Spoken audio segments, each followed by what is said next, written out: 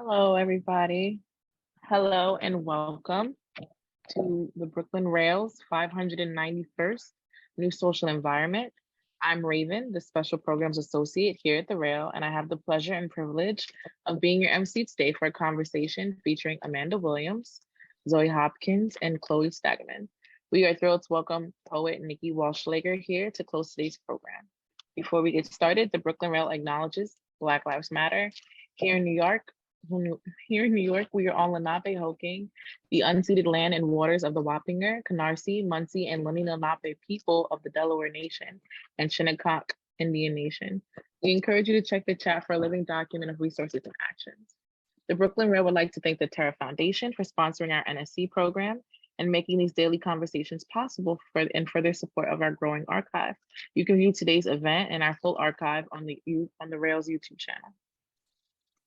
And now to introduce today's guest and host. Visual artist who trained as an architect, Amanda Williams employs color as an operative means for drawing attention to the complex ways race informs how we assign value to the spaces we occupy. Williams' installations, sculptures, paintings, and works on paper seek to inspire new ways of looking at the familiar, and in the process raise questions about the state of urban space and ownership in America. Writer Zoe Hopkins studies art history and African American studies at Harvard University. Her writing appears in Hyperallergenic, The Brooklyn Rail, and White Hot Magazine of Contemporary Art. The Brooklyn Rail's very own director of programs, Chloe Stagaman, is a curator and writer who works at the intersection of art, architecture, and public space. She has an MA in art history with a focus on contemporary art and photography from the Courtauld Institute of Art in London, and a BA in French and History of Art and Architecture from DePaul University in Chicago. And now over to you, Zoe and Chloe. Thank you so much, Raven, and thank you, Amanda and Nikki. We're so pleased to have you here today to talk about this great show at Gagosian. And before we get into the specifics of the show, I have a broad stroke question, Amanda, to start you off. Your work really has a through line of exploring color. You've cited Joseph Albers' interaction of color in the past as an important study to your early investigations into color, which famously stated that color is the most relative medium in art. And with that relativity, you've launched into an investigation that's ongoing into what Colleen Smith has called Black livingness, which I love. And so I'm wondering if you can speak at the start about the ongoing investigation of color within your work, beginning with colored theory in Chicago in 2014, and up to the present day with Candy Lady Black. Sure. Thank you all for having me. First of all, this is going to be a great conversation.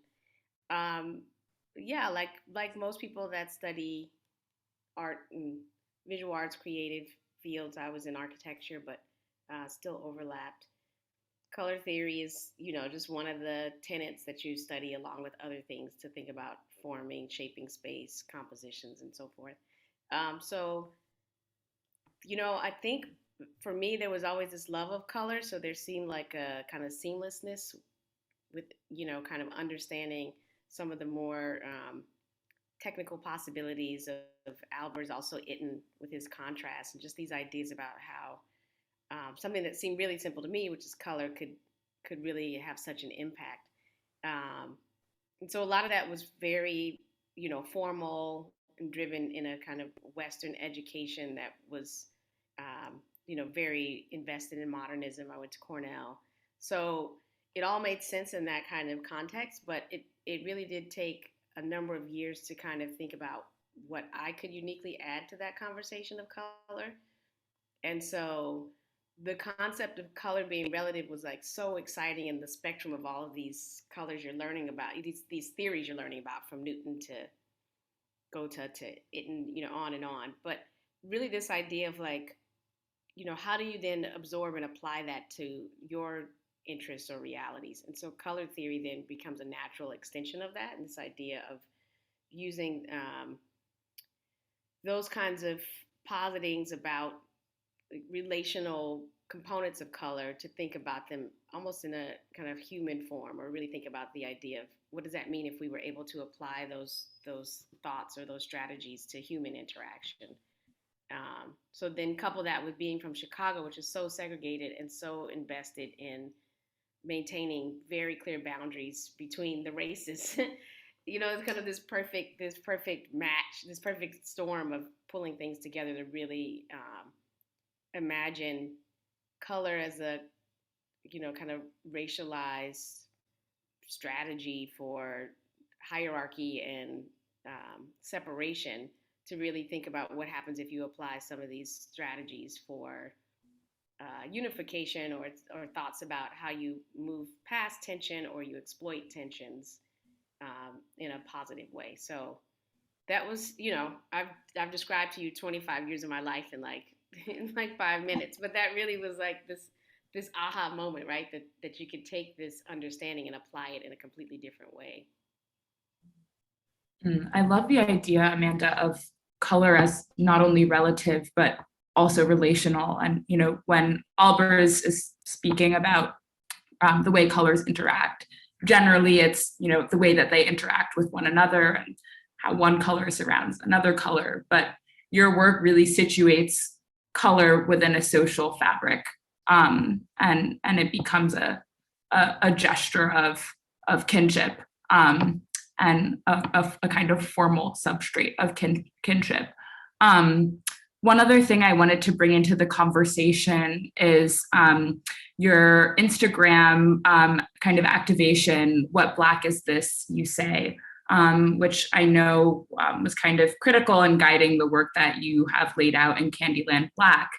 And here, correct me if I'm wrong, but you were working with mostly digitally reproduced images. You were sort of, posting on Instagram. I'm curious to know, for Candyland Black, you've shifted to the canvas, and more specifically, you've shifted to abstraction. And I'm kind of curious if you can speak to why abstraction is a particularly apt language to attend to some of the questions that you're bringing to the fore in Candyland Black, and what exactly made you return to the canvas? So that's a great question. I mean, the very, very simple answer is I'm most attached to painting, and so I'm always looking for this justification to return back to painting, despite having so much of my practice evolve in ways that kind of demand other media. I'm always usually trying to, force is too strong of a word, but always like returning to the paint. And then there was a long stretch where it wasn't really making sense for me. It was more just about, that's what I like to do. It feels good. It's like my comfort food. So I'd just be painting. But the initial impetus for color theory, and then the evolution of what Black is, as you say, are both actually rooted in ideas of trying to better understand my relationship to painting. So while the color theory had so many layers and tentacles that went in so many different directions and resonated with so many people, it really was me trying to understand paint and color at a scale that I can't control. And so the canvases were these houses that obviously had their own very complex histories, and then my own very intertwined history, and not secret about it being biographic in many ways. And so the shift back and forth really was more practical. So I knew these houses were going away. I knew that I had to document them out of my own, sadness that I wouldn't have, a kind of record for myself more so than anything else. There wasn't an assumption that anyone else was even going to know about the project. It really was quite internal. And then in many ways, despite the publicness of social media, I'm not super adept at various platforms. I'm barely able to keep up on Instagram. But during the pandemic, it became like it's like your cigarette or something. It's like your thing you go and do, and then can leave and not really think about the reach that it's having. And so I love, though, that you made the correlation between the idea of photography and then its interplay with painting, because he's really, most of these images, I'd say 90% of the images from what Black is Issue say are really me taking my phone and kind of, doing like this at the break of dawn or at the end of a day, or just in that moment where the camera can't capture light adequately, and like what does it do to break itself down. So you see, the pixelation, or sometimes it looks like it's something that it's not, or sometimes they'd have a reference to whatever the captions were, but oftentimes it was this super free way to just, kind of grab something and just um, be okay with that being a representation. And so that folds in your question about abstraction.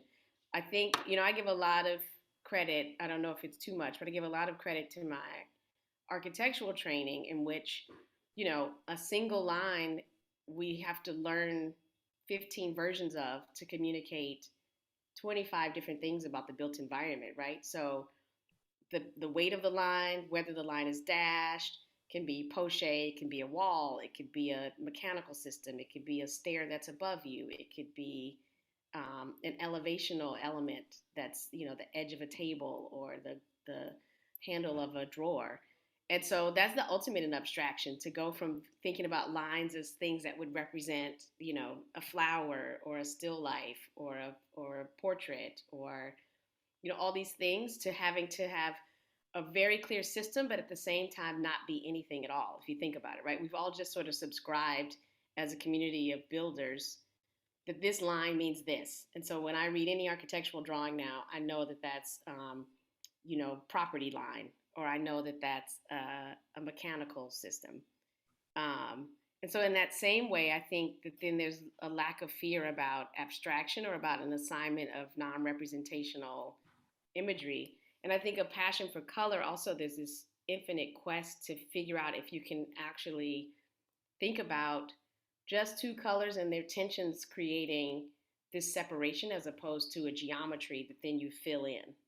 And so these really start to get at that, both this quick way that you can do that with photography and the advent of kind of digital imagery, and then how that can return back to being a source material for the paintings themselves. So for me, all of that seems very logical. I've trained in various studio arts, so I know how to draw, I know how to represent a figure, but there's something that fails at that for me personally, because of this kind of tainting of this architectural education, where this complete world of abstraction really opens up, but with this very heavy logic to it. So somehow it made you feel like it was okay, but it's like, you can't stand at your building and say, this is about ephemerality. You know what I mean? Like, you had to learn how to abstract, but also be very concrete. So it feels like an oxymoron, but it's exactly where abstraction kind of lives, if you think about it in that way. Mm-hmm. That's so beautifully put. And one sort of follow-up question came to mind as you were explaining what Black is This You Say, and the kind of nighttime atmosphere for which you kind of stage these photographs. Obviously, in most of these photographs, you're working with dark Black tones, or Blackish. And then in Candyland Black, you've kind of shifted to a brightly polychromatic vocabulary. And Blackness has exited the color Black. And Blackness is expressed through pinks and oranges. And I'm curious if you can speak to that shift as well, kind of like freeing Blackness from this idea of it being the absence of color, and instead becomes the abundant presence of color. Yeah, I think there was an intermediate for that, which is a project that's at the Storefront for Art and Architecture in New York. So Jose and I, the executive director there, and his team, we really did have these conversations where we tried to unpack whether these forays I was making, were they just very subtle departures from what might seem like true Black, and move into browns and greens and purples and even very, very deep reds.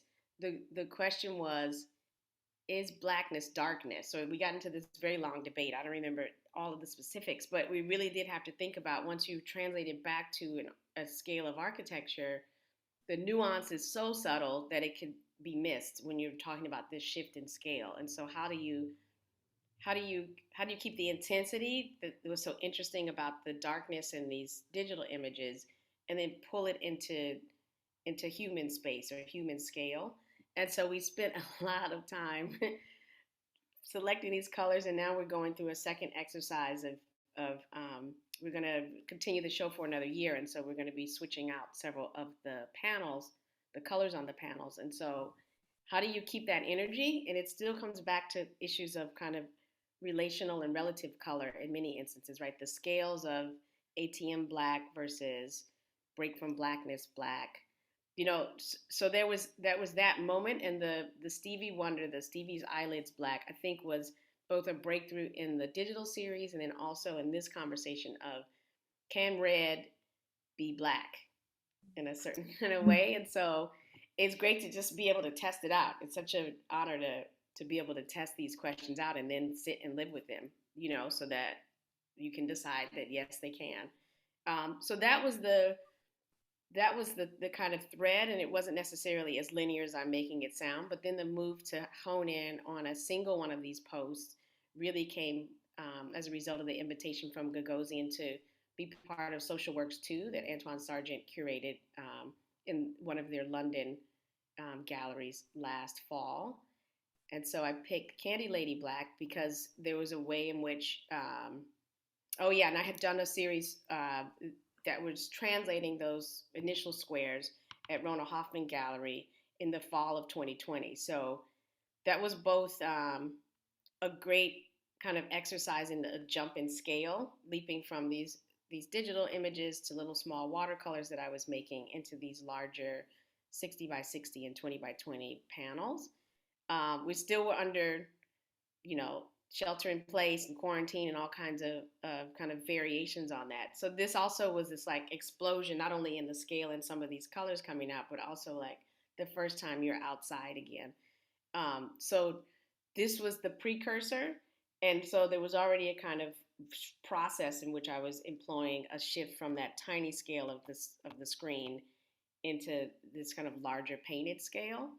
And so Candy Lady Black was one of the blacks that I had presented as part of the social work show that was really thinking about. Antoine was interested in social, psychic, physical spaces of blackness and explorations of that. And so when the invitation came to exhibit at 75 Park, it really did kind of spark for me two things. One was this dichotomy or this kind of schism between the Candy Lady, who was this figure on the south side of Chicago and many other places, but in my neighborhood, it's kind of mythic figure that sold candy out of her house. And she was, this candy seemed so magical and it was so exciting.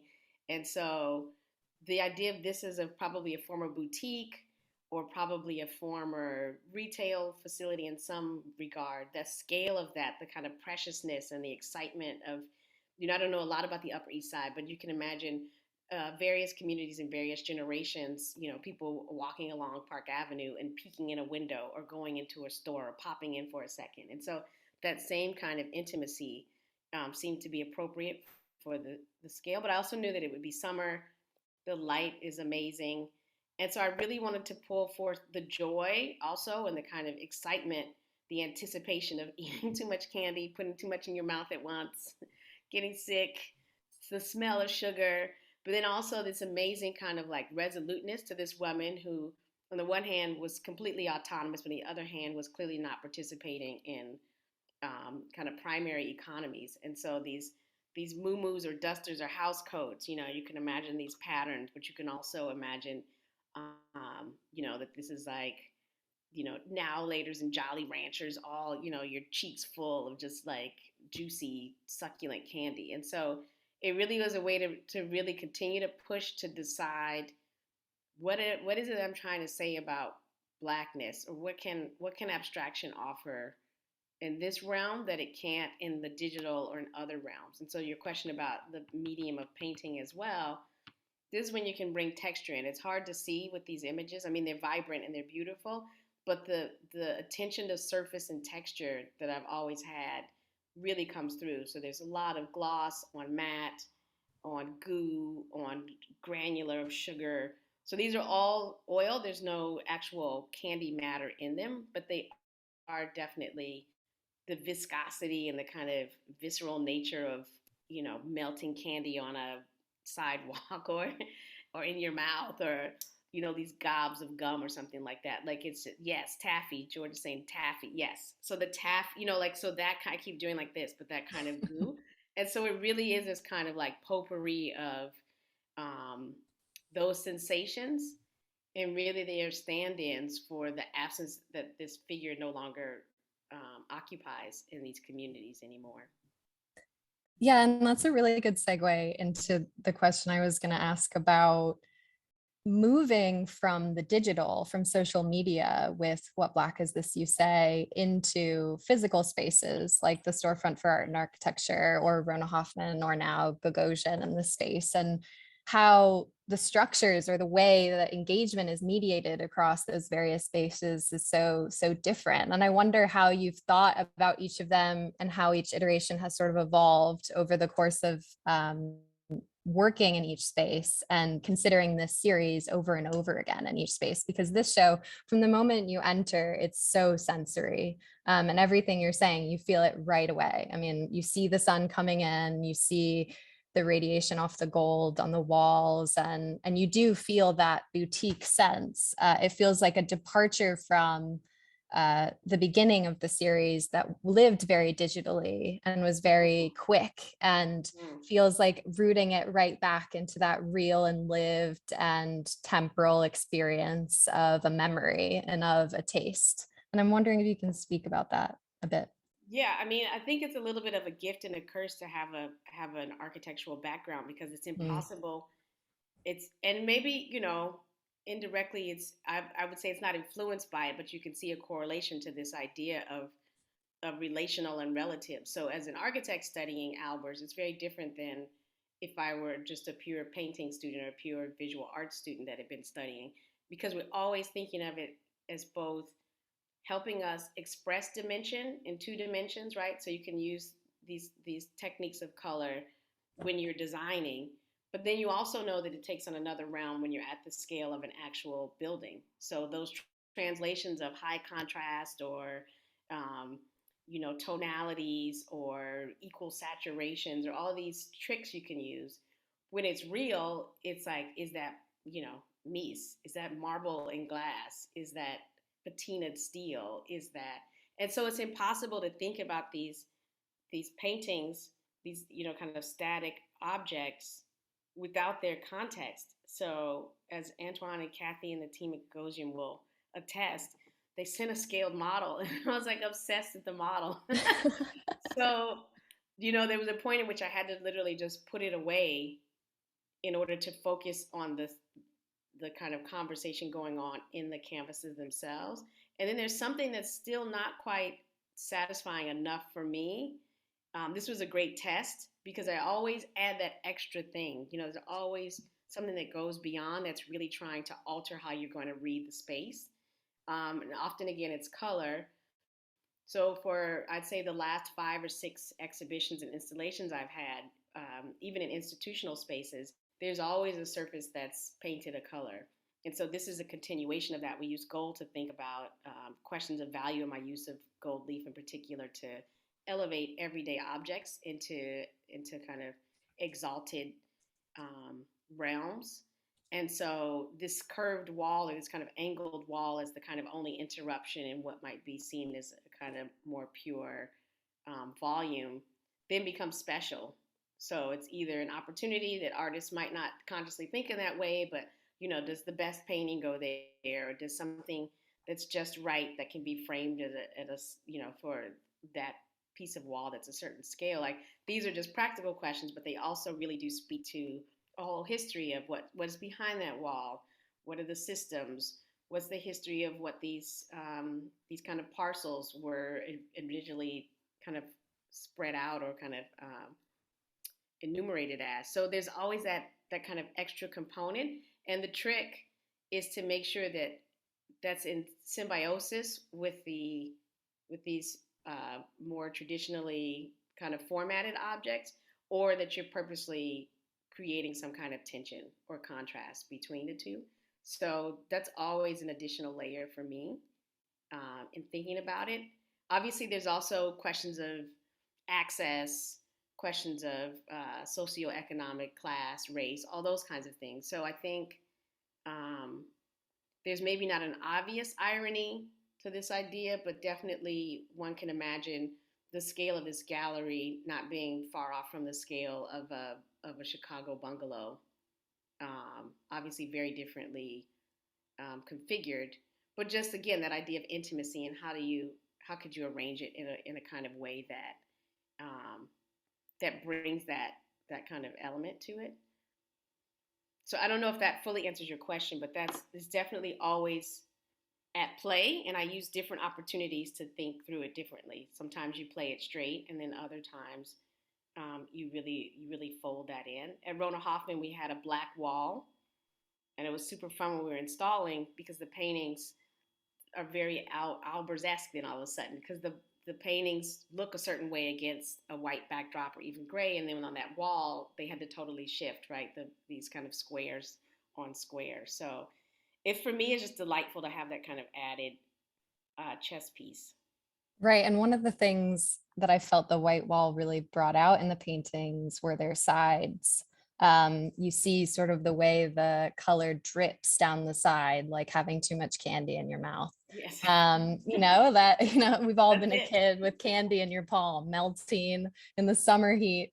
And you really feel that. And I also wonder if you could speak to some of the mixed media elements in the paintings. A few of them include shoulder pads, and there's the sculpture in the front window as well. And those elements each add a spectacular memory element as well to the works and to the way that they're read. Yeah, definitely. I think for me it was important, and we had Antoine and I had a really great conversation kind of mid conception of the work. And it was about me wanting to also bring forth the idea that this figure doesn't exist anymore in community. So this ended, kind of as I transitioned into becoming a teenager. So in my mind, it just went away because I wasn't interested in it anymore. But really, it was a shift in kind of what was happening in America in general, and the kind of decline of Black neighborhoods in particular in major cities, and the kind of things that have been put in place centuries earlier, or now you're seeing the residues. It's like the script writing itself. Like in hindsight, you can see that this was going to happen, but as you're living it, you're not really processing it. And so, should the body be present, or should a effigy of the candy lady be there? Like, how do you embody that sense without having a physical form there? And so, for me, the shoulder pad became this kind of everyday element that also signaled for so many of us. It's a kind of universal understanding that in fashion, when the shoulder pad kind of introduced in both kind of couture but in everyday wardrobes, it was really about this kind of like insertion of women into corporate America in this very masculine way. Or it's like, well, women can come, but they gotta they gotta be ready, so like these shoulder pads kind of harden the edge.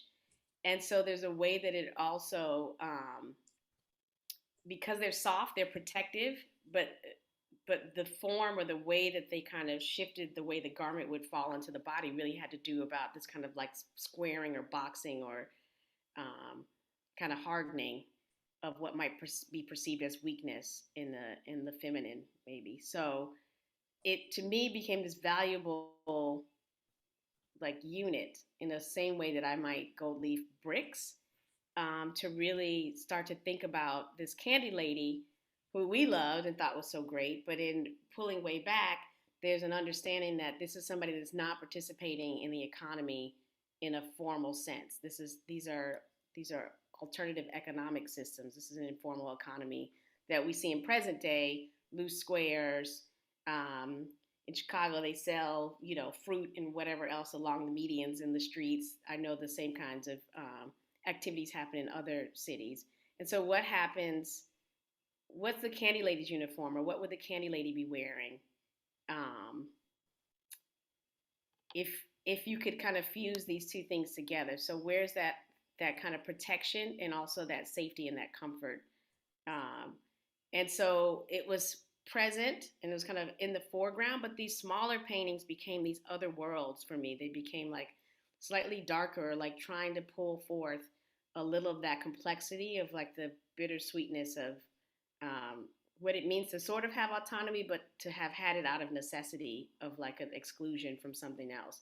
And so the pads that are in the painted works are just the beginning for me, I think, of trying to figure out dimensionally what else could start to happen. And so the one small sculpture you see is the final piece that I worked on.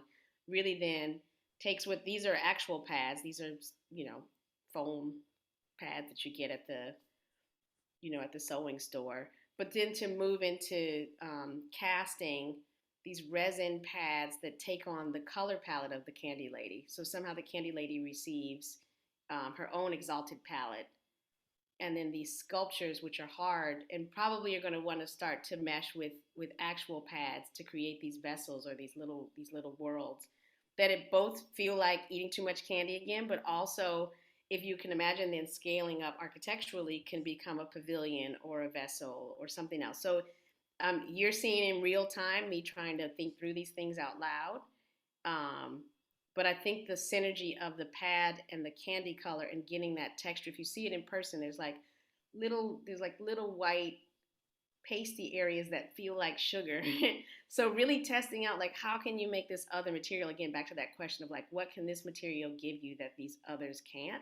You can really see it in this image, like the idea of the range of what paint as a material can do to convey what I'm interested in. Is interesting to me. So the pads then are starting to be that bridge in both meaning, but also, moving into another kind of dimension in terms of what the composition and the form might be to express some of these things. Thank you so much for that answer. And I'm really just struck by this idea of the shouldering pads as a kind of conjuring medium, in a sense. I was talking on the phone with my dad, who's from New Orleans, about this conversation, and he was telling me that when he was a kid, there used to be ladies called huckabucks who would sell sort of like ices, sweet frozen candies from their houses during the summer. But that's no longer possible because of gun violence in New Orleans.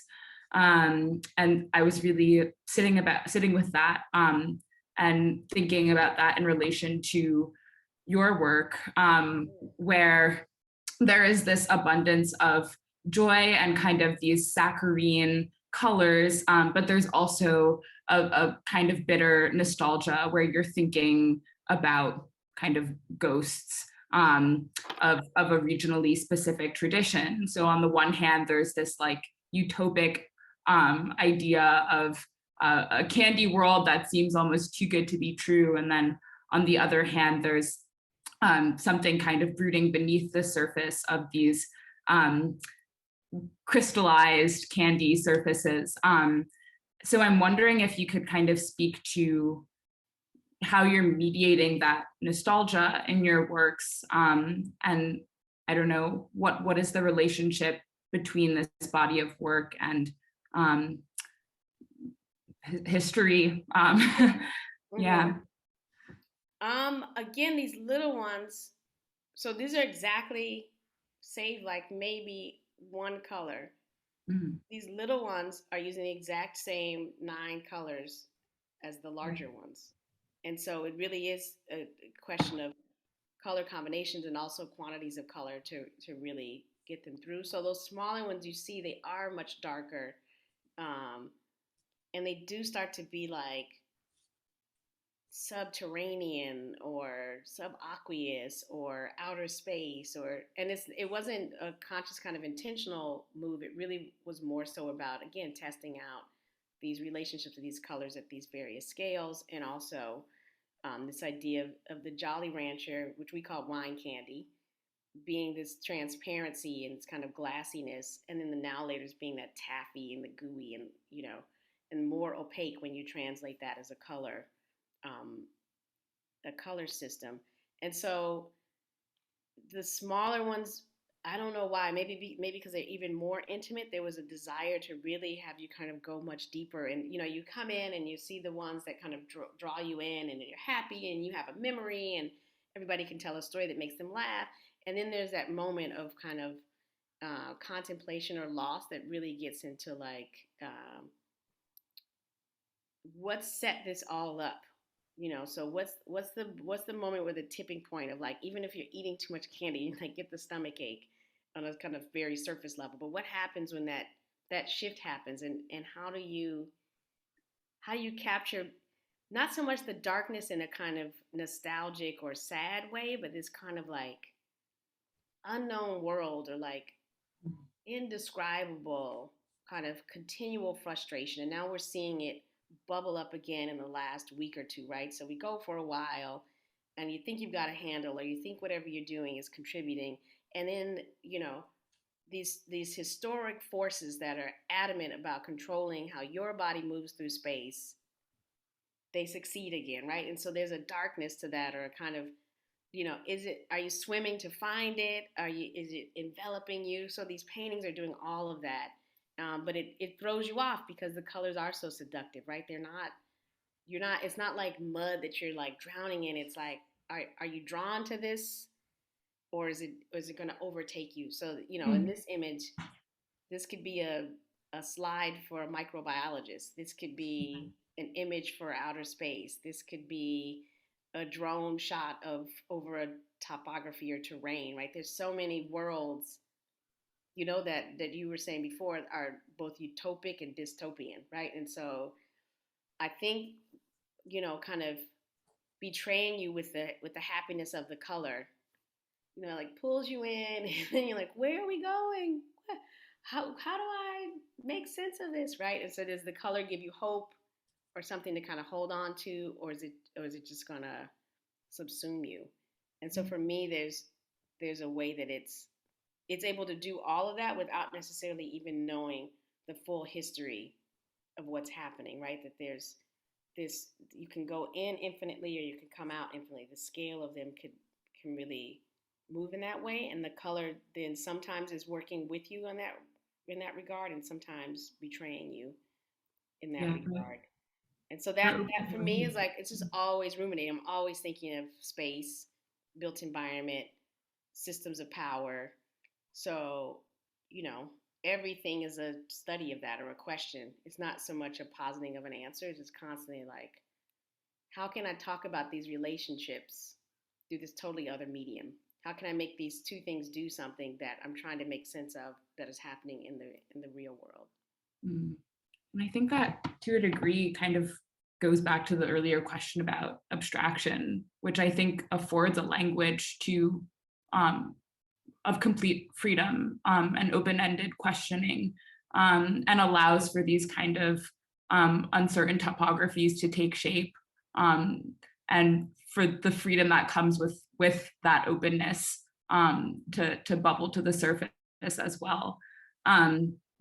I have a follow-up question about kind of your process in creating these works. You mentioned the 9 hues that you started with. And I've been thinking about the kind of like calculus behind these works that are so like methodologically rigorous, and same with colored theory, right? You had a kind of set of colors that you were working with. But the departure from colored theory here is that there's this kind of liquidity, this, I don't know, openness and informal vocabulary, this play of color. And so I was wondering, like, how in your process do you mediate between kind of chance and control and between accident and manufacturing? And then kind of embedded in that question, like these colors that you're working with are kind of the essence of artificial taste and touch and smell, and like what could be more fake than a Jolly Rancher? But there's also something so organic about them. So I just wanted to kind of get into that tension there between the organic and the manufactured, and sit with that for a minute. Yeah. No, I think that's when, muscle memory kicks in and you have, however many years of training, and then there's a kind of intuition that's coming into play to think about them. This is the largest work in the series. So it also begins to approach the limits of my body. A lot of the dimension is set by what I can get my hands around. And so this exceeds that. And so there's then necessarily not quite more calculation, that's not quite the right word, but there sort of has to be a commitment or an understanding about what I want to prevail. And so to your point, this green apple. It's just so odd. I mean, I promise you, I showed that Jolly Rancher to like 100 people, and everybody's like, green apple, apple green, green apple candy. Like every human knew what color this was. No one said like the green in a Sprite can. It probably is pretty close to that too, right? Like there was a clear, like without knowing that I was doing this show, just like what color is this? Green apple. And so just really playing around with how I might want a reading to happen. Like do you come to this and do you see that green apple first, despite the red being so kind of saturated and intense, and that form being so strong? And then there's some trouble brewing with the grape in the corner, and then there's watermelon, and there's cherry, and there's strawberry. It's so many things are going on in terms of allowing myself to accept this meaning that's been imposed, this artificial meaning, but also given these kind of naturalistic flavors, right? So like, yeah, the watermelon wine candy is more healthy because watermelon, like totally antithetical to anything logical. But that's what was at play with these food scientists and these marketers when they were coming up with these things to kind of market to children and to get us to kind of fall in love and really be loyal to these brands.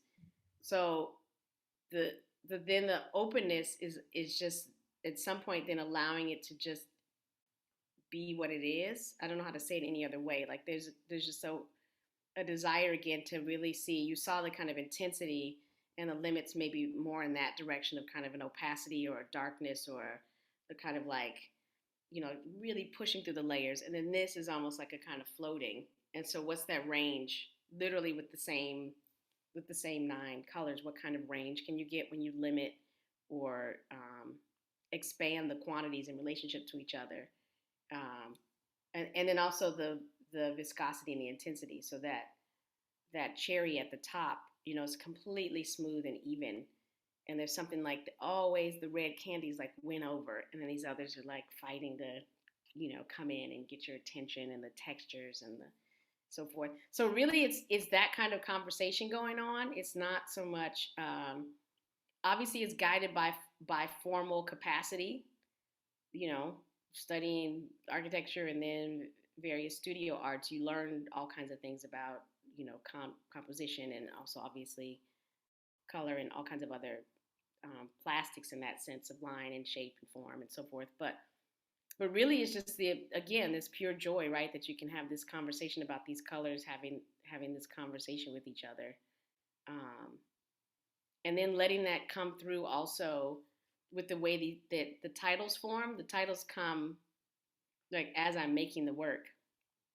And so there's an added layer of joy and kind of signifying going on in that. So this title is a line from the song Candy by Cameo, which was one of my favorites in the 80s, and now it's like every person's wedding song. But before it was at every wedding every line dance at every wedding.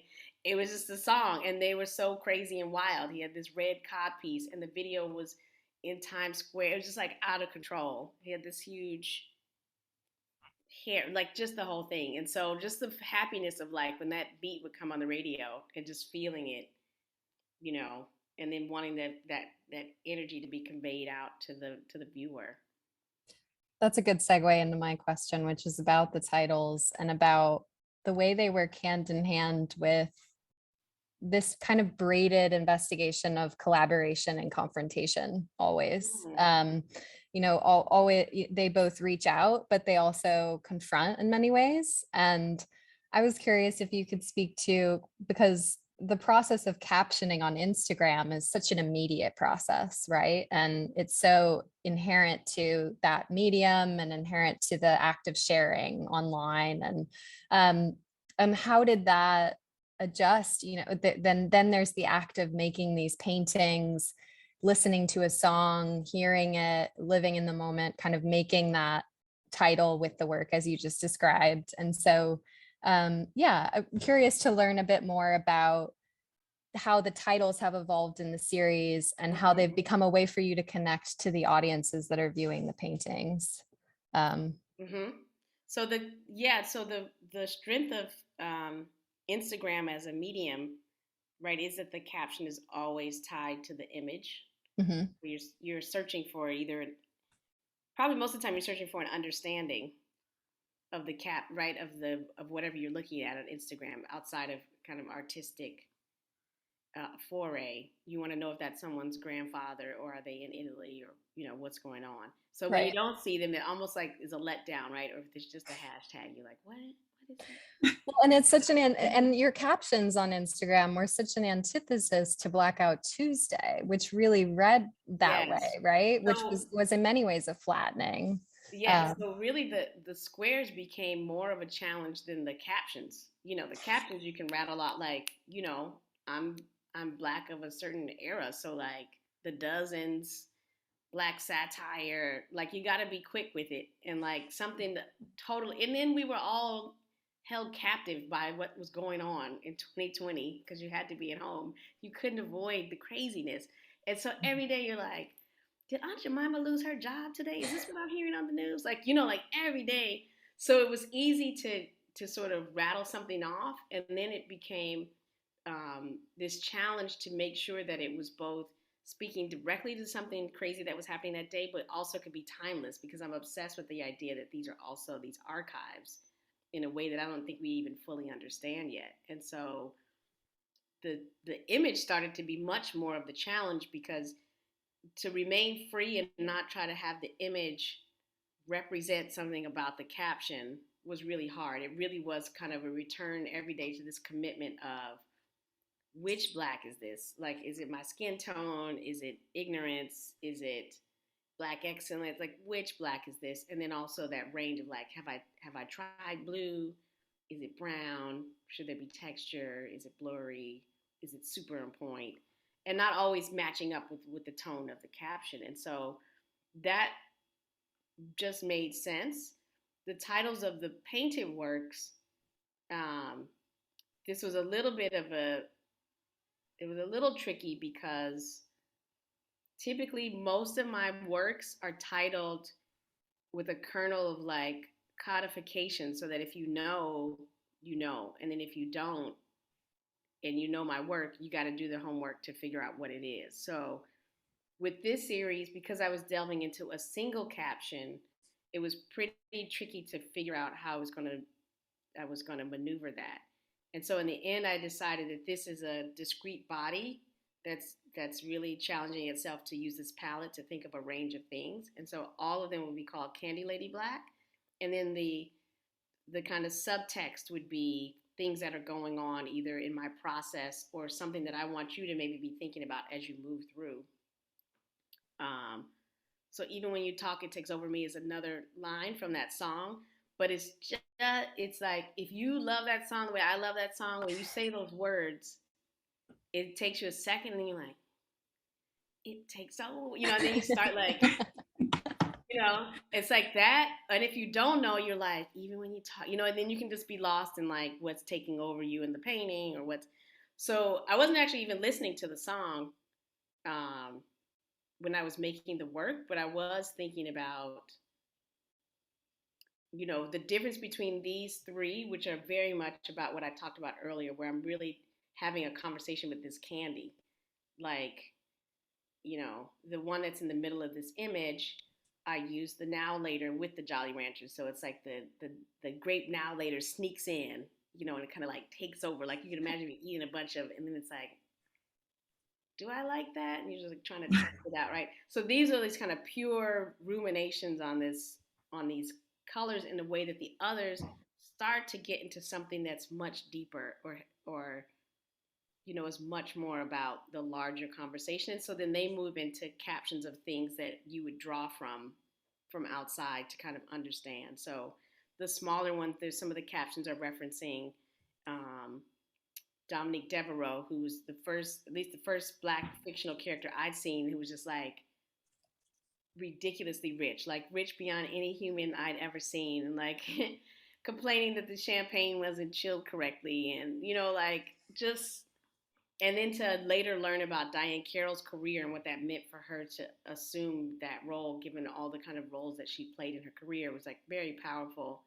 And obviously, again, that moment in the 80s and the 90s, and then to contrast that with something like Good Times and Florida Evans and the kind of imagery of who was really a stay-at-home mother, but because of the context of where they live, there's an assumption that that's bad, or she doesn't have the right to stay home, or how dare she, or right. So there's again these kind of like these tensions that are existing, and so they're just starting to kind of like pull themselves out through these titles and give you a whole other kind of layer to these worlds, that are so dense, and especially in those smaller works. I'm so glad that we've come to this question of titling and language, because I think something that the phrase or the question, what Black is this you say, for me, it is a kind of confrontation of the failures of language and the failures of language that we have around color for describing a racialized world. And so we kind of have to turn towards other mediums to express what Blackness is. And I'm thinking, along this line, your investigations of color, both, in colored theory and in Candy Lady Black, they've kind of necessitated like a pulling apart of color and the relationships between them. Like you've really dug into these 9 hues, and there's a kind of dehiscence where they just explode and are torn apart. But then there's also something like withholding and illegible about the language of abstraction as well, where there's not such a clear reading of the colors because they're all kind of blurred and they're getting messy and they're intermingling. And so I'm wondering if you can just kind of like share a little bit about how you and your practice relate to this idea of opacity. And you talked a little bit about this earlier when we were discussing surfaces and some of the more the thicker surfaces and the more viscous surfaces versus some of the more translucent ones. But yeah, I'm really curious if you have any thoughts on this idea of opacity and transparency and how it inflects with your work on color. So I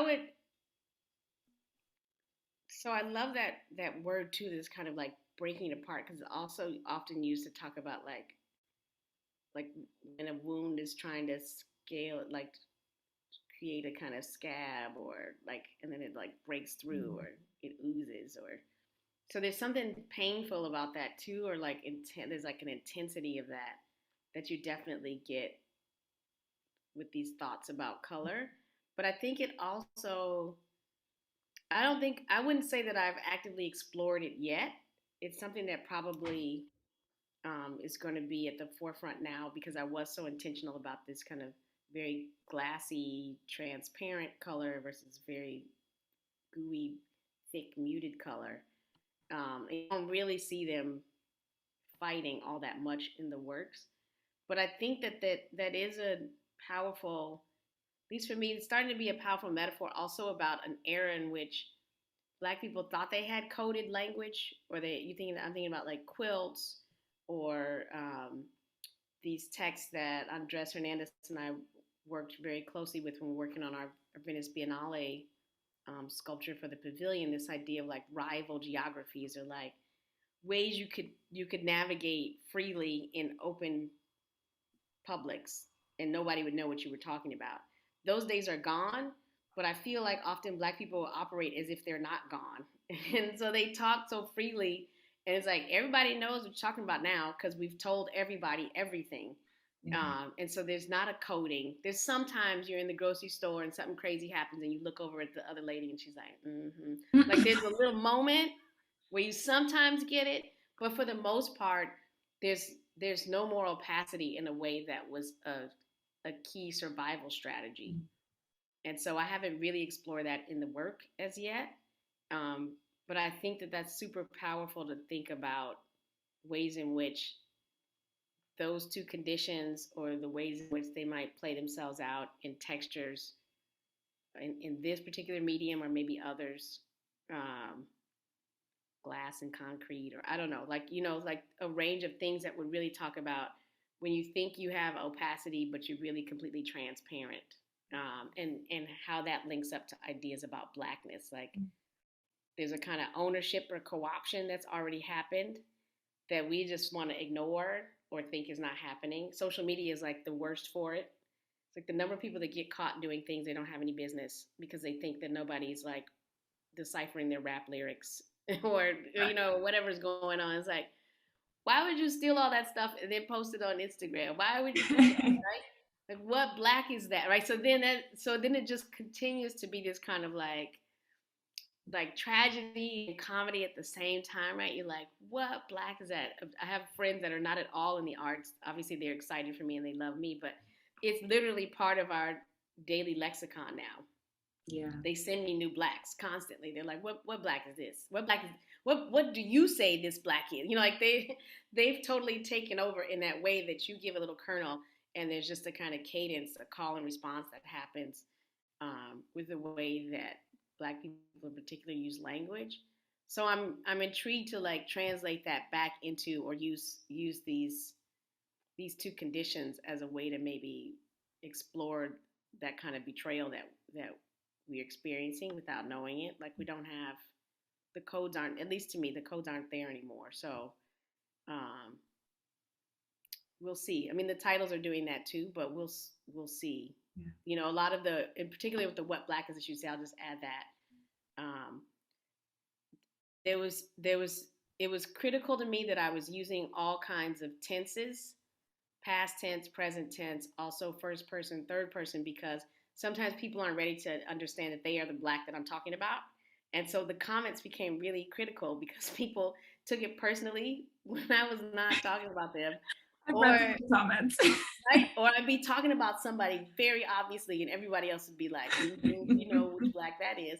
And the person would be like, and they would have no idea it was them. So it's very interesting to be able to try to bring back some of that coding and to test it out to see who identifies with what elements on any given day of what I was describing, over those several months. That's so fantastic. I'm blown away by that answer. And thank you for sharing with such generosity. But also at the same time, precision and attention. I don't know if there's anything else you want to add before we transition to a Q&A from the audience. No, this was great. I just have to tell you, I talk a lot about color and color theory in particular, and you all's questions were like, bar none. They were fantastic. So thank you.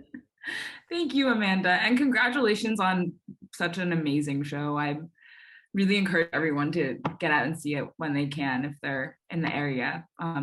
Absolutely stunning work. Thank you all for this opportunity. Thank you so much, Amanda. It was great. We'll turn it over to you, Raven. Okay, so our first question is from Eleanor, and No, go ahead. Thanks, Raven, and thank you so much, Amanda. Congratulations, and thank you for your amazing everything that you shared. It was amazing to hear. Thank you, Chloe and Zoe, for your fabulous questions. My question is about audience. So I'm wondering about how you reach or target different audience members or different audiences in like a gallery space versus something like social media that's more maybe accessible but less tangible, and how people's reception of your work is different in those different spaces. If that makes sense. Mm-hmm. I think I don't necessarily. I think it's closer to what I was describing before about the understanding the spatial context, and then obviously that has particular demography that might be associated with it. But I'm always much more invested in like how these things will relate to an environment, and then how your body would move through that environment. The subject is like unapologetically what I'm interested in as a Black person, imagining other people that are me looking at the work. So that's there's a conversation with myself basically, but with the many selves. And so I think if you're a both and, you know exactly what I'm talking about. If English is not your first language and you grew up in the United States, or you're Black and a woman and queer, and so you like at whatever level of ands you have, you totally understand what it's like to be able to speak to your various selves at any given moment. And so that kind of schizophrenia, when you can like like pull it together and be okay with it and just go with it, you know, it actually opens it up to so many more audiences, right? Because people then realize that they associate with certain things. So the trick though is to always make sure that you're adhering 100% to your version of it and not trying to dilute it for everybody. So there were so many people as I was working on this that were like, "Oh no, we had this in California." It's like, "Nope, no, you didn't have a candy lady that lived around the corner from you. Maybe you had the bodega, or maybe you had the stoop, or maybe there was a lady with the cart, or maybe there was." So like, how do I stay true to like exactly what I'm talking about? But then also be open to the idea that people are gonna connect with it. They're like, "That's bubblegum. I know that color is bubblegum." It's like, it's not. But if you wanted to be bubblegum, or it's Pepto Bismol, or it's what like it's expansive enough or accessible enough, but it always stays rooted in like in what I was intending, and not worrying about that. And I think that is a result of having to have explained yourself so many times early on, and then just being like, I'm not gonna explain myself for you. It's like, are you an artist or an architect? Are you a this or well, does this about feminism? Well, what do you think about race and gender? Like, so all of these things, at some point you're trying to get the words to explain yourself and change it up when somebody's asking a different question. And at some point you're like, it's all me. So the What Black Is You Say was so perfect for that, right? Because in some ways we're all of those things, you know, take a slice of me at any given moment. And I'm probably almost all of those variations of things that I was kind of illustrating or captioning. Thank you so much. Our next question will be from Nick. Hi, well, thank you all for this wonderful conversation. Just kind of leading with my curiosity here. This is sort of a general question, but Amanda, I'm curious, what is next for you in terms of maybe an extension of the projects we've discussed or you've discussed today, or if there's some upcoming series, and sort of what may be your biggest or wildest dream for these projects or upcoming ones. Yeah, I mean, once again, it looks so seamless, but I could not have anticipated it, when I started this. This series is so great because it really allows you to just come back to it or depart from it. And because of this kind of, hyphenated practice, everyone could see instantly, like when Jose called, he's like, we have to put this on the storefront. I'm like, what are you talking about? Like in Soho? No, it's not gonna work. He's like, oh, it's gonna work. It's gonna work. So the invitation to constantly be stretched in how it might change shape or form is super interesting. And then I didn't realize it, or I had forgotten it, when the Supreme Court overturned Roe versus Wade last week. Is like, so angry, and like, you feel hopeless, or you're mad, or you can't decide. And then once again, I was angry at social media. It's like, I'm not posting the solidarity. I'm not gonna be a clone. But then at the same time, these were like a salve. So I could go back through and pick the ones that I wrote when I was angriest and work on them. So I'm in a residency right now, and like I'm making these watercolors, they're exploding from those posts. Like somehow that full range of experiences and emotions that year, even though there's not anything that specifically speaks particularly to gender or reproductive rights, there's so many moments about people trying to control what you do or think, and so those become the ones that I can always return to. So it's this kind of like coping mechanism.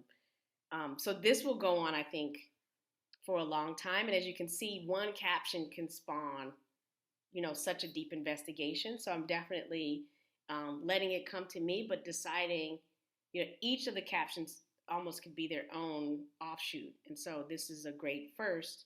What would be others? What would be other media? Do they all have to be paint? So these are great dilemmas and questions to have right now. In terms of the short term, I'm going to continue returning back to the original series. So it'll be very challenging to see if I can move back into these darker palettes, or ones where I'm trying to replicate one-to-one the squares and then evolve them into different colors. Storefront, we're going to be kind of expanding that, and also bringing in other voices of people that have just been moved by it, other artists in particular, who I've admired and never met, who are DMing me, telling me about their experience with it. So that will come into play. And then I was sharing with the group just before we went live, I'm part of an exhibition in the fall in Chicago called Citing Black Geographies. And so the idea of value always is a thread in the work. And I'd done some explorations about tulips, and then the era in which tulip bulbs were currency, or the kind of speculation of what kind of bulb, and if you had this rare breaker tulip, spawned the kind of first bubble and burst. So kind of collapsing that onto ideas about land and value of land is part of what I'm doing next. So I'm going to be planting tulips at this gargantuan scale in vacant lots on the south side to talk about redlining and this kind of value systems we give to color, even if it's in words, and kind of marking land, and how these tulips and this idea of a currency can mark land. So a lot of projects that continue to like push and pull these scales and these collapses of what we might assume these colors to mean, and then what they could translate into. It's kind of what's up. So I've just described like the next 3 months only, but that's what's next. But I love that this is something I can return to, both as like a kind of security blanket, but then also something that's pushing me further with the work. Well, thank you so much. And I have a question of my own. So I wanted to know, you're such an inspiration, but I wanted to know, what advice you would give yourself back at the beginning of your journey as an artist. Oh my goodness. It sounds so cliche, but it's like, just relax. I can remember reading Wengechi Mutu in something where she was giving advice to her younger self, and she was like, just calm down. And I was like, yeah. And now I feel the same way. It's like the level of angst, and really the projects that are always the strongest are the ones that I have no control over. I love planning out every single little step. And the ones where it's like, we're just going to paint some houses. I don't know why, and it exploded into this thing. Or I'm just going to post because we're all locked at home, and what else is there to do? Those moments always yield much more for me, creatively and also kind of internally, than anything, that I've kind of, carefully kind of scheduled out. Thank you. And now we're gonna move and transition into poetry. So at the Rail we have a tradition of ending our community events with a poetry reading, and today I'm thrilled to welcome our poet of the day, Nikki Wallschlaeger, to the stage. Nikki Wallschlaeger's work has been featured in The Nation, The Brick, American Poetry Review, Witness, Kenyon Review, Poetry, and others. She's the author of the full-length collections Houses and Crawl Space, as well as the graphic book I Hate Telling You How I Really Feel from Blue Books. And now, Nikki, the stage is yours. All right, hi. Yeah, I'm reading from my phone, so it's a little awkward. All right, this should work. All right. These are all poems from my upcoming book. I don't have a set date for it yet, but this will be in my 4th book. It's called Hold Your Own. It's going to be out with Copper Canyon Press again. So, all right. God walks out of the room when you're thinking about money, after Quincy Jones.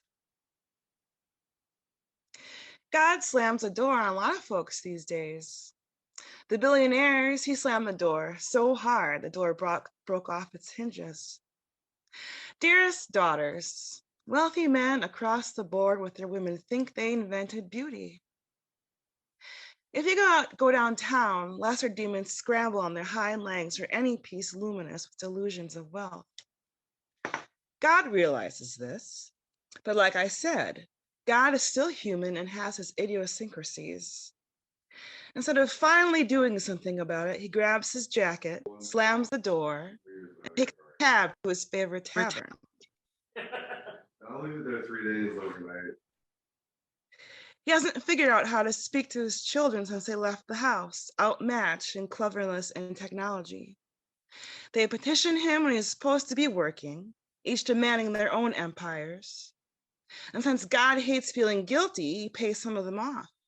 Believe me, my broke ass has called his office more than once. Nearly impossible to get an appointment, which is just as well. For generations, women have been surviving with God and will keep surviving without God. Horoscopes in September. Monday.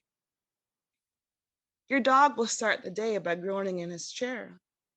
You will not do the laundry. You will start a new book written by a rich invalid.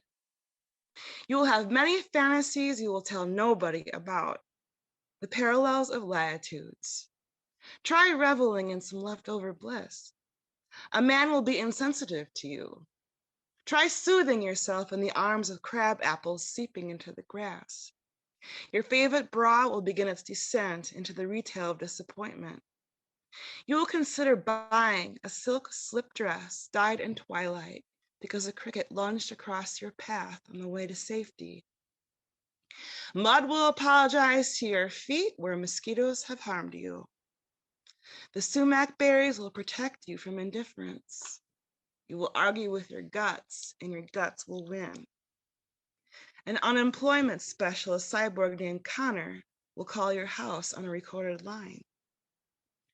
Beautiful women will think romantically about you. Beautiful men will think romantically about you. The only person you know for certain that will think romantically about you today is yourself. Tuesday. Your cat will meow when the sun rises over an old throw pillow of a mountain. You adjust to the willingness of the autumn chrysanthemums. You wash the laundry again, but forget to hang it up. You will have many fantasies you will tell nobody about. The parallels of latitudes. You encounter the holy platitudes of the soul, which you will find audacious and sentimental. Perhaps you are hopeless and romantic. This revelation will make you careful on the outside, creamy on the inside. Wednesday, an unmemorable day. A man will be insensitive to you. Cry a little if you need, but remember to save your emotions for something worthwhile. Eat as much as you want in your queen-sized bed. Exercising in the morning will eliminate feelings of shame for doing nothing in the afternoon. The breathy arbors of your body will ripple without him. Thursday. Your capacity for love will be at maximum, as well as your cherished acerbic wit. A friend will offer to trade books with you. You groan in the kitchen alone and smile. You will interview the last of the season's black-eyed Susans. You will maybe catch up on laundry. You will have many fantasies you will tell nobody about. The parallels of latitudes. Your hair will look freer than yesterday. You may become hyper-aware of the choices people make conceiving beauty, and it will intoxicate you. When thinking about the future, expect opaque breakers of a disassociative. Sure, there's like a big garage. Like there's probably like Friday, your cup of cobalt bisque will run over and make a soup kitchen out of the Mississippi and your tributary ladies in waiting. The chickens will reach Mariah Carey diva notes in their egg songs, forecasting a fresh period of abundance in your personal life. The nation, on the other hand, will take an anticipated cannonball into the annals of political power and ruin. Apathy comes at a wholesale price, cheaply made in various denizens, also preoccupied with using people's backs as modern copacetic furniture. After work, try sitting on a union-made bench overlooking nature as an ongoing event. Saturday. Common liberalism will ruin your morning. Don't look away. Bear witness to this unique moment of gastric American fallacy. Consider its uniqueness as the way things have always been. Watch how their checkbooks open, volunteering leveraged tongue for the federal crime line. Mobilize, organize, facilitate, fight, mourn. You will feel betrayed by their leg-pumping optimism. Drink paper broth. Brush a virtual friend's hair. Leave your neon baggage in a dream and come back for it later. No one wants your stylish bohemian belongings. This is a positive step. It means you have manifested a safe space for it, even though it resembles an airport sky dungeon devoid of natural oxygen. Sunday. You consider the vast possibilities of language and being in language with another person. A whole ass keyboard of sonorant feelings in the subgenres. Everyday communication versus communication suited for art. You will see in the long run it's useless to depend on a rational conclusion. The famous poet was right when he said poetry is everything. Admitting it makes you feel like you just got your mugshot taken when there is no crime to be had. You will have many fantasies you will tell nobody about. The parallels of latitudes. Wrap your heart in a receiving blanket today. Like a newborn baby, you will know how to respond to love.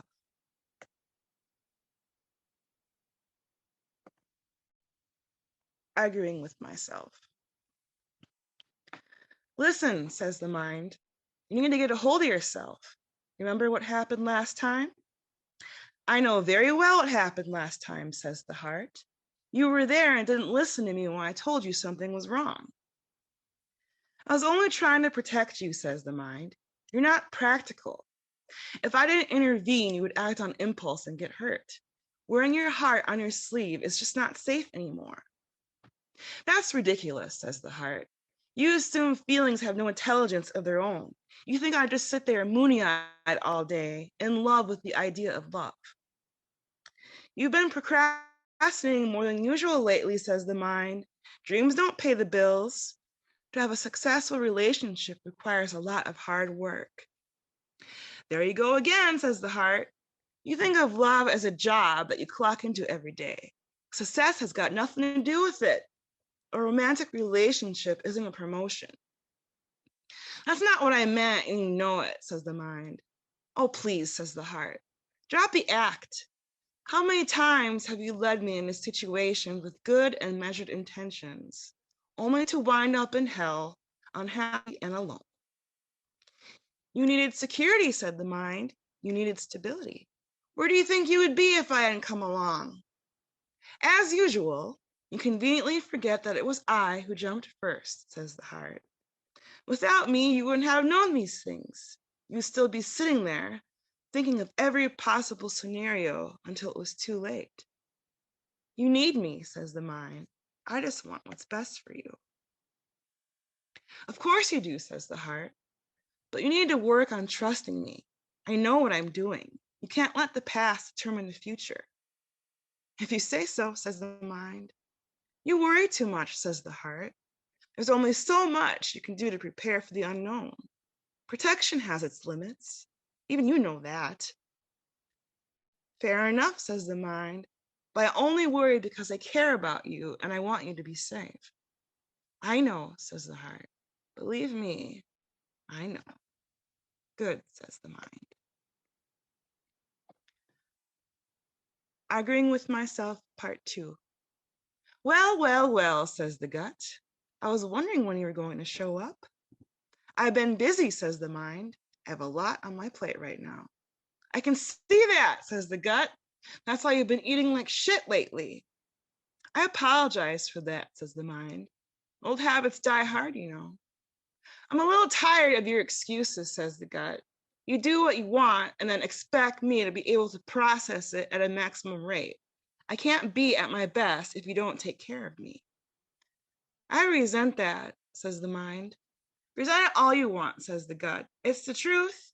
You may be the seat of all bodily functions, but that doesn't mean you sit on a throne. I came to you for help, says the mind. Doesn't that count for something?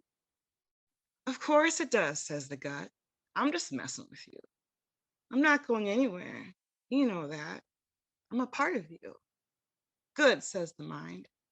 But it's so hard to be vulnerable. I always assume the worst. You don't always assume the worst. You just think you do, says the gut. That's the anxiety and depression talking. They are notorious liars. But the future is so uncertain, says the mind. How can I plan for it if I don't know what I'm planning for? You plan for yourself, says the gut. The rest will follow. You lack trust, but you're aware of it, and that's huge. It's enough for a new beginning.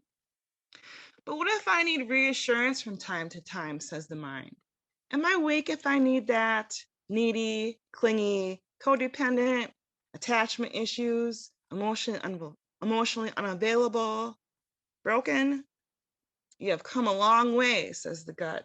Maybe it's time you realized you're not the person you thought you were. I know you do, deep down. I feel it every day. Thank you, says the mind. I needed to hear that. Anytime, says the gut. I got your back. My door is always open.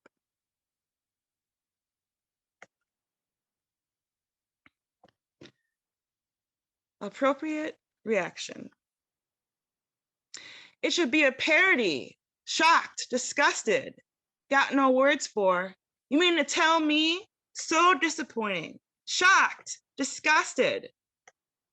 The end of democracy. Late stage capitalism. Shocked, disgusted. Jokes write themselves. Trying to understand. No, this isn't the Onion. This is the new normal. Shocked, disgusted. Hold them accountable. We need more empathy. Shocked, disgusted, totally floored right now, trying hard to process. Is this an SNL skit? The end of our republic. My heart goes up to, I can only sympathize. Shocked, disgusted. Are you fucking kidding me? You mean all this is real? You can't make this shit up?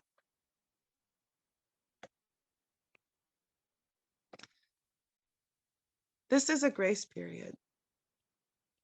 Granting grace, buying and selling grace, cast iron grace, grace in the cupboard behind the hot cocoa packets, grace in my bathroom grout, blue ribbon grace, hand-me-down grace and a truck coming to empty the septic tank grace, the grace of lightning bugs before lights out, concentrated new formula grace, an extended motif on grace, good morning grace grammar, the law of grace and attraction, uncanny valley grace, oven mint with a hole in it grace, grace for children and the lonely, swallowing my grace, battling graceful demons, graceful savagery on the stage, the pitcher's mound of grace, back in the saddle grace, professional assistance with grace, the grace of minding one's business, southern discomfort grace, violescent dogs of grace, corrective torture of grace, holy rollers on my itching scalp grace, grace of no return, grace of disengaging, desperate and unpopular grace, rooting for the most pleasurable grace, grace revived, grace deterred, inhospitable grace, the grace for misplaced antipathy, grace for folks who don't know any better, God's grace for folks who just don't fucking know any better. And here's my last one. This is for the Jordan Petersons of the world. Well, they live in the sky. Oh, sorry, Gemini man. I guess I'm really eager to read this one. I haven't had a chance to read it yet. Gemini man. Well, they live in the sky where their best friend is themselves. The sky is a thin vagary of hope, but it's where they come to visit is where the trouble starts. In the stratospheres, they live on information, and information travels from the people and communities who create and nurture it. Now, the Gemini man, being a sky being, has taken the position that the best place to capture knowledge is to simply live above it instead of applying it. It's a skyline ploy that gives the appearance of deep wit and benign cosmopolitanism. Breathing is, after all, liberally available to everybody, and sometimes dense breathing, twinned with pride, gives off the eloquence of refined luxury of thought, especially if the Gemini man managed to secure certain literati positions of past and present authority based on theoretical meritocracy. For who is the Gemini man without his control group?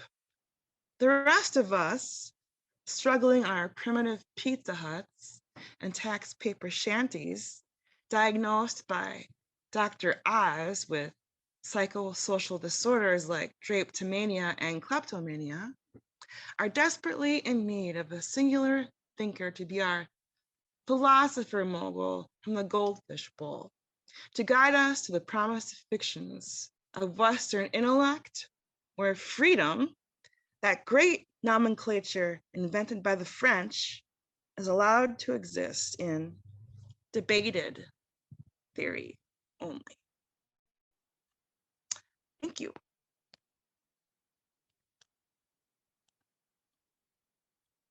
Thank you so much. Thank you so much, Nikki, and thank you, Amanda, Zoe, and Chloe. We would also like to thank all from Gagosian for helping make today's event. Over the past 22 years, the Brooklyn Rail has brought together art, music, dance, film, theater, literature, and thoughtful social and political mediations in our monthly publication and in our public events, like today here in our daily NSE. Please check the chat for a link to donate to support our writers, editors, and operations here at the Rail. It's tomorrow for a 1 p.m. radical poetry reading with Joey DeJesus, Marie Henson, Shanika McIntosh, Layla Ortiz, and Beat Taylor. You can now turn on your microphone and say goodbye as you leave. Thank you, everyone. Thank you so much. Thank you, Nikki. Thanks so much, Amanda and Nikki. Thank you, Zoe. Thank you, Chloe. Thank you. Thank so much. you. Thank you so much. Yeah. All right, well, everyone take care. Thank you all. Thank you. That was beautiful. That was beautiful. Okay, well. Thank you so much, everyone. Thank you, Amanda. Thank you, Nikki. That was just such a great. Thank you, Amanda. I have a lot to Thank think you, about. Zoe. Gave me as a lot well. to think about with color theory. Yes, the Grace. I was feeling all of them were great. Great. Yes. Yes. So much connection. Thank you. Congratulations to. Congratulations to you. Yes. Yeah. Yes. All I look right. forward to I'm glad we tulips made this it fall. work. This is great. Yeah. All right. Thank you guys. Thanks, everyone. Alrighty, bye-bye. Bye, everyone. Bye. Bye. Bye.